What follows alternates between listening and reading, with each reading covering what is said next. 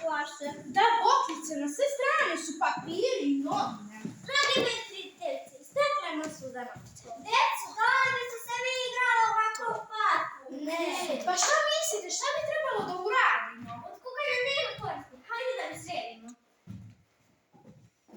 Ovo, drugari, šta to radite? Zdravo, ja sam Glaša, sakupim stan. Ja sam Boklica i sakupam plastične flaše. A ovo je Piper, ona je zadužena za papirni otpad. Zamisli, neko je bio toliko bezobziran da je bacao otpad na sve strane i tako uništio i naoružio naš park. Može da vam pomogneš, ako želiš. Oj, ja sam Đurđa, žurim, ćao.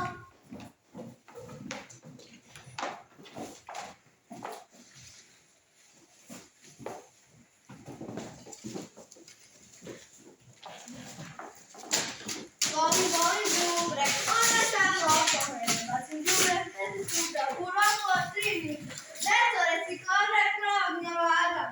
Ja sakupljam staklo, a ja plastične flaše, a ja papir. Ne. Jao, da li je moguće? Ne mogu da verujem.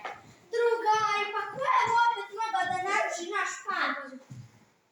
To je sigurno đubriša i ime mu baš pristaje. Moramo ga naći, ne trebate sve početi. Sigurno je još u blizini. Đubreša, nećemo ti više dopustiti da zagađuješ našu životnu okolinu. Sve sam si pokupio, svo smeće i da si tako počistio naš park. U zelenu kesu ubaci staklo. U žutu kesu ubaci plastik. A u plavu kesu baci papir.